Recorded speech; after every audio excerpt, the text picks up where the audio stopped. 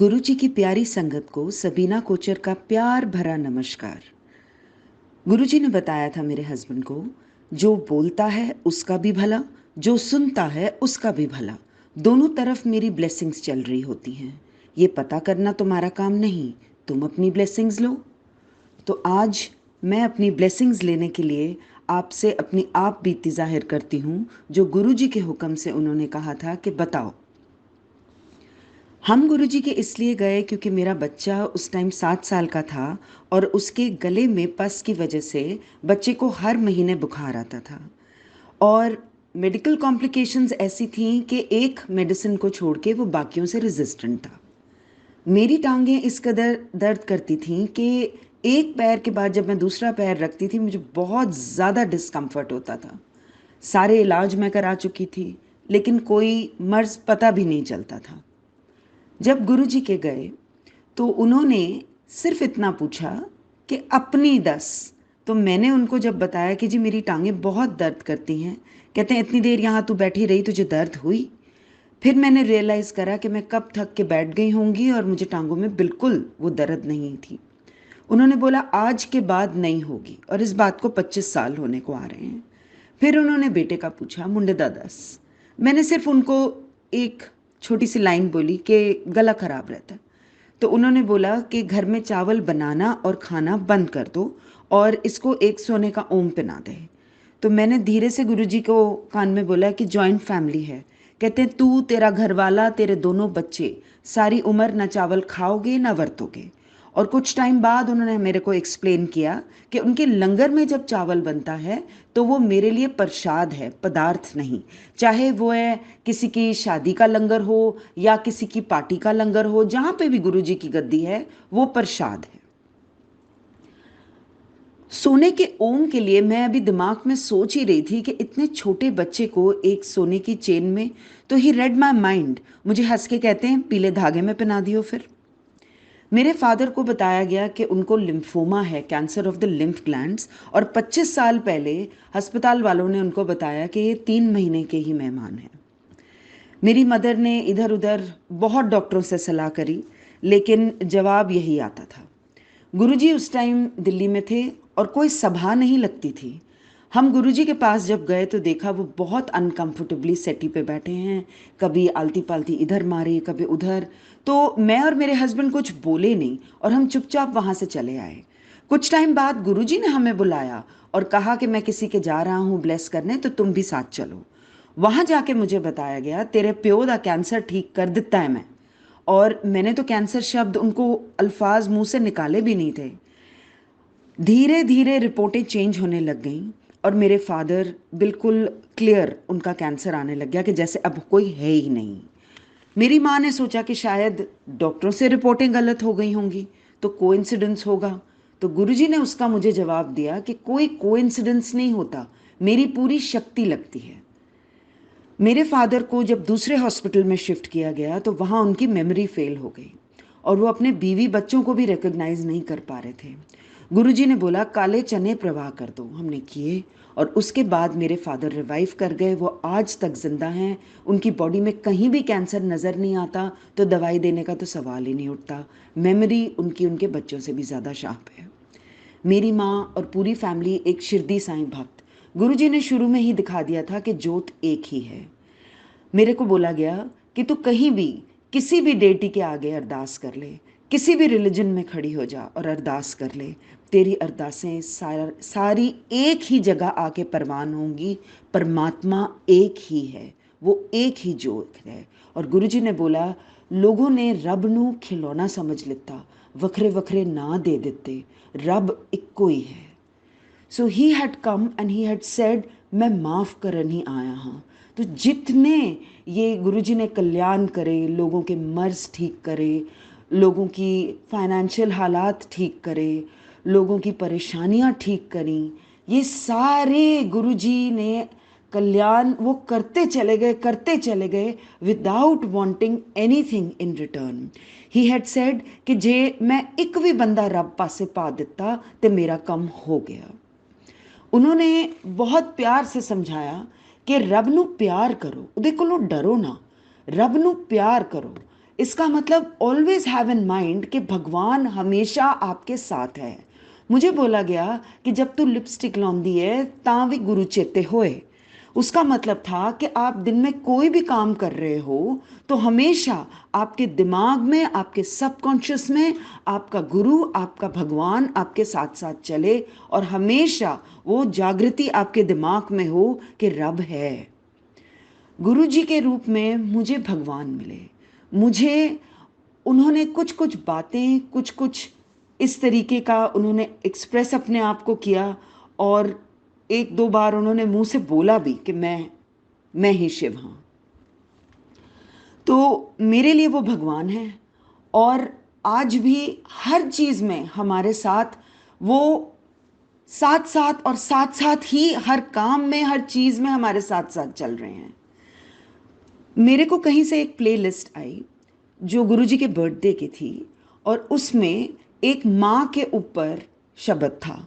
मैंने अपने माँ बाप को वीडियो कॉल करा और उनका हालचाल पूछा तो मेरी मदर ने आगे से मुझे बोला, तेरे पीछे गुरुजी खड़े हैं।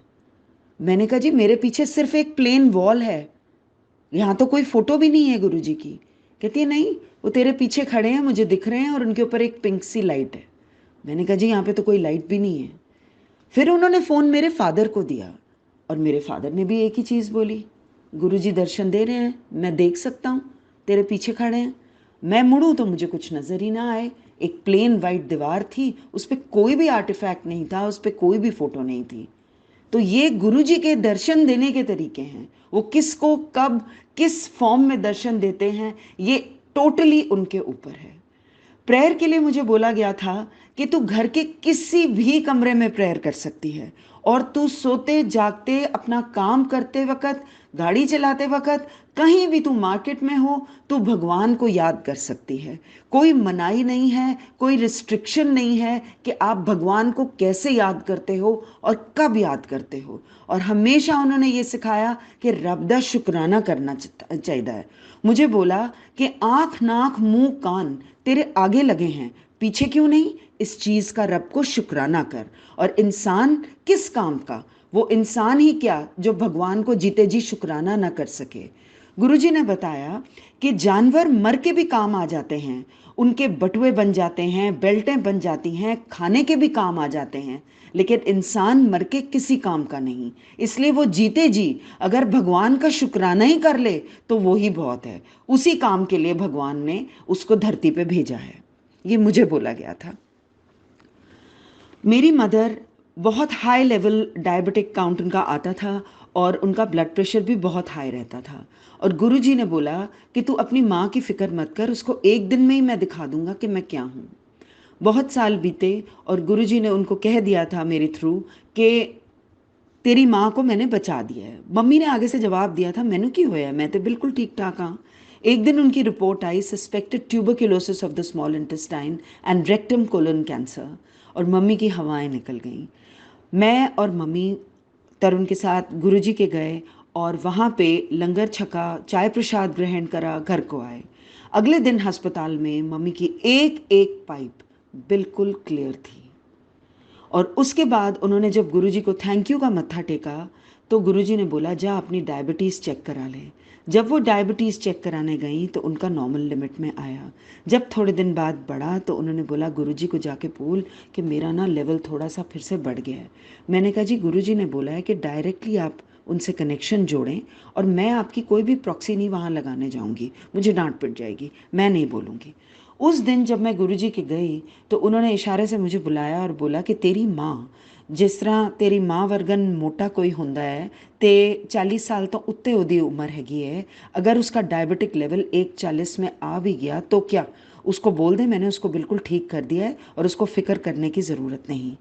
और गुरुजी ने यही बोला था कि जब भी मेरे बारे में तुम लोगों को बताते हो तो साथ उनको ये भी बोला करो कि मेरे साथ डायरेक्ट कनेक्शन बना के रखें। उन्होंने बताया कि जब कोई मेरा जिक्र करता है तो सबसे पहले तो वो ब्लेसिंग्स ले जाता है और जब जिसने सुना वो एक कदम मेरी तरफ लेता है तो 100 कदम मैं उसकी तरफ आता हूँ। और मेरे पास आने का रास्ता बहुत पथरीला है, लेकिन मेरे साथ डायरेक्ट कनेक्शन जो बनाता है वो ऑटोमेटिकली ही गुरु जी की शरण में आ जाता है। तो कोई आपकी परेशानी हो, आप किसी ह्यूमन बीइंग से उसका ज़िक्र ना करें, उनको बताएँ ना, आपको सिर्फ़ और सिर्फ़ गुरु जी से ही बात करनी है। गुरु का स्वरूप आप गुरु है और उन्हीं से आप बात करिए, उन्हीं से आप सब कुछ शेयर करिए, जो भी आपके दिल में है और जो भी आप बताना चाहते हैं। गुरु जी ने कहा था, गुरुआं नू कभी भी चिट्ठी नहीं लिखी दी, इसीलिए कोई भी गुरु जी के आगे चिट ना डाले उनकी डिसीजन के लिए कि हम ये काम करें, यस या नो। आप अरदास करिए, आप गुरु जी को सारा हाल बताइए और उनसे अरदास करिए कि गुरु जी इसका हल आप ही बताइए। आप जैसे जैसे ज़िंदगी में आगे चलेंगे, आपको क्लैरिटी मिल जाएगी और वो आंसर आपको मिल जाएगा। शब्द गुरु जी के हुक्म से चलते हैं। गुरु जी ने ही बताया कि ये शब्द सुना करो। जब हम नए थे, हमें इतनी पंजाबी नहीं आती थी कि वो शब्द हम समझ सकें। गुरु जी ने मुझसे पूछा कि ए शब्द सुनते हो? मैंने कहा जी कदी कदी। उन्होंने बोला सुनिया करो, चंगे होंदे ने। कि समझ आंदी है? मैं कहा जी थोड़े थोड़े। तो उसका हल उन्होंने मन में डाला कि हम ट्रांसलेशन वाले लेकर आते थे टेप। उस ज़माने में टेप चलते थे और वो जो पाठी जी साथ साथ ट्रांसलेट करते हैं, वो उससे शुरुआत करी कि वो समझ आए हमें और उसके बाद सुनना शुरू करा। जब गुरु जी की ब्लेसिंग चल रही होती है और कान में आपके शब्द जा रहे होते हैं, तो आपको ये बिल्कुल सोचना नहीं है कि आपको ये समझ आएगा कि नहीं समझ आएगा। वो समझाना गुरु जी की मर्जी और उन्हीं की ये रिस्पॉन्सिबिलिटी है। वो ही आपको समझाएंगे, वो ही आपको ब्लेस करेंगे। वो किस तरह, वो कोई इंसान नहीं आपको समझा सकता। हर इंसान अपनी अपनी ज़िंदगी में अपने अपने तरीके से गुरु जी को एक अरदास करता है और उनसे ब्लेसिंग्स पाता है। ये तो गुरु जी परमात्मा हैं और वो जानते हैं कि उन्होंने क्या किसको ब्लेस करना है। कभी कभी वो बता भी देते थे कि वो क्या कर रहे हैं, वो किस तरह कल्याण कर रहे हैं, और कभी बिल्कुल नहीं पता चलता। तो ये टोटली गुरु के ऊपर छोड़ देना चाहिए। उन्होंने ये बताया कि जे जिंदगी दा घोड़ा मैनू दियो तो मैं बिल्कुल सीधा हाँकांगा। मतलब आपको सरेंडर करना है। ये शब्द गुरु जी ने इस्तेमाल करे हमारे लिए, मुझे सरेंडर कर दो। मतलब जो भी आपकी सोच है, जो भी आप सोचना चाहते हो, कहना चाहते हो, आप टोटल सरेंडर गुरु के आगे कर दो और गुरु ही आपको फिर जिंदगी में से लेके जाएगा और जहाँ जहाँ मोड़ आएगा वो ही आपको मोड़ेगा, वो ही आपका रास्ता बनाएगा, वो ही आपको अग्रसर करेगा। लोटे के लिए गुरुजी मंगवाते थे और गुरुजी ही बताते थे कि किसको वो लाना है और किसको नहीं। सबको नहीं बोला जाता था और गुरुजी उसमें ब्लेसिंग अपनी दे के लोगों को कहते थे। तो जो भी तांबे का लोटा आज की डेट में अगर कोई लेता है, गुरुजी के शब्द थे, इसको कभी भी डिटर्जेंट से नहीं धोना। वो राख या सिर्फ नींबू से धुलता है और उसको धो के अंदर बाहर से चमका के रात को पानी भर के रख दिया जाता है। आप कोई भी एक स्थान ले लें, साफ स्थान कहीं भी, और उसको रखें और अगली सुबह पहला घूंट जो है या पहला ग्लास जो है आप उसमें से पिएं और धीरे धीरे धीरे उसको दिन में ख़त्म करके फिर वो प्रोसेस कंप्लीट करना पड़ता है। और गुरुजी ने अपने जिन जिन को उस ज़माने में स्वरूप बांटे, वो गुरुजी खुद ही बांटते थे। इतने बड़े स्वरूप कभी होते नहीं थे। गुरुजी ने मुझे बोला, जी मैं तेनू दसांगा, तेनू किए तेरे पैरों तले ज़मीन खिसक जाएगी। मैंने बोला, महाराज मुझे कुछ नहीं पता करना, आप जो भी है मुझे पता है आप सब कुछ क्योर कर सकते हो, आप ही मेरा कल्याण करिए। उन्होंने मुझे 5 साल बगैर दर्शन के रखा और जब 5 साल पूरे हुए तो मैंने मन में गुरुजी से एक फ़ोटो मांगी जो एक मैगज़ीन में आई, जबकि मैगज़ीन और न्यूज़पेपर्स में देना गुरुजी की ही तरफ से मनाही थी। जब मेरा सांस उखड़ गया तो मैंने सिर्फ वो पन्ना निकाल के इतनी बात बोली कि गुरुजी मैनू साह नहीं आ रहे, और एक बड़ी अजीब सी सेंसेशन मेरी गर्दन के पीछे हुई, मुझे सांस आया। जब अस्पताल में मास्क लगा हुआ था, मैंने इशारे से नर्स से पूछा कि मैं कहाँ हूँ। उन्होंने बताया आईसीसीयू। मन में मैंने सोचा कि जब मेरा अंत आया, ना मेरा घर वाला कम आया, ना मेरे माँ प्यो, ना मेरे बच्चे, ना कोई और, सिर्फ मेरा गुरु कम आया। जब मैं गुरुजी के सामने खड़ी थी तो स्माइल करके मुझे कहते हैं, क्यों फिर? ना घरवाला काम आया, ना माँ प्यो, ना बच्चे, ना कोई होर, सिर्फ तेरा गुरु काम आया, ले तेरी सेकंड लाइफ ऐश कर। और ऐश करने का मतलब है कि वो अपनी ब्लेसिंग्स देते हैं आपको। वो ब्लेसिंग से गुरुजी ने यही बताया कि किर्त कमाई करनी चाहिए। किर्त मतलब आपको रोज तो अपना रोजमर्रा अपना दिनचर्या आपको कमाना ही है। उससे कर्म से आपकी कोई भी वो आप हट नहीं सकते, आपको करना ही है, लेकिन उसको एक साफ सुथरे तरीके से करना चाहिए। गुरुजी हैड टोल्ड अस कि गलत तरीके अगर कोई अपनाता है तो न्याणिया उत्ते आंदा है, मतलब आपकी जो सबसे प्यारी चीज है आपके बच्चे, तो वो आप नेचुरली वो अगर कुछ कष्ट भोगेंगे तो आपको भी तकलीफ होगी। So he had expressed himself with clarity and उनका इतना इतना बड़ा स्टैचर है कि उन्हें किसी भी मीडियम की ज़रूरत नहीं है। ये तो उन्होंने बता दिया कि जो बोलता है उसका भी भला और जो सुनता है उसका भी भला। नहीं तो वो तो इतने बड़े हैं कि उनको किसी भी मीडियम की ज़रूरत नहीं है। कभी उन्होंने प्रवचन नहीं करे। हाँ, अपने ऑफ डेज पे अगर वो हमें कहीं उन्होंने बुलाया अपनी ब्लेसिंग्स देने के लिए, तो वो उस दिन अपनी मौज में होते थे, तो हमसे बात कर लेते थे, कुछ बता देते थे। जैसे उन्होंने एक दिन बताया कि अगर भिखारियों को कुछ नहीं देना होता तो हाथ जोड़ देता करो। घर के जो आपके हेल्पर्स होते हैं उनके लिए लंगर पार्टी से पहले निकाल के रखा करो। फिर हमें बोला गया कि कभी भी ये बर्थ स्टोन्स नहीं पहनने चाहिए, क्या पता कि उनका कभी नेगेटिव ही असर हो रहा हो उस पत्थर का और तुम्हें पता ही नहीं। तो मैंने हाथ जोड़े, मैंने बोला जी हम नहीं पहनते, मैं मेरे हस्बैंड और दोनों बच्चे हमने कभी नहीं पहने ऐसे खुशहाली के लिए बर्थ स्टोन्स। तो ही सेड मैं जनरल गल कर रहा हूँ।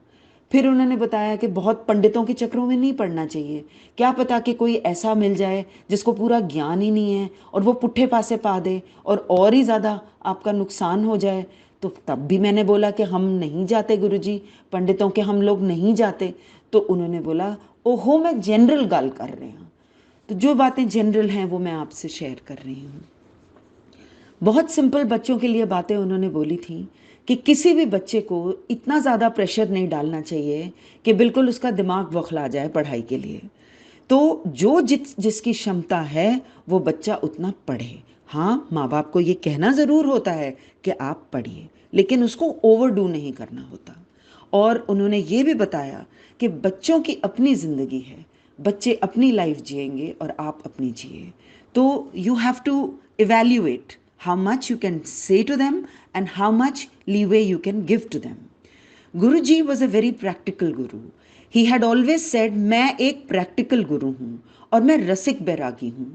अपने गृहस्थ में ही तुम्हें रहना है और गृहस्थ में रह के ही भगवान को पाना है। इसलिए अपनी फैमिलीज नहीं छोड़नी और भगवान को हमेशा हर पल अपने ध्यान में रखना है।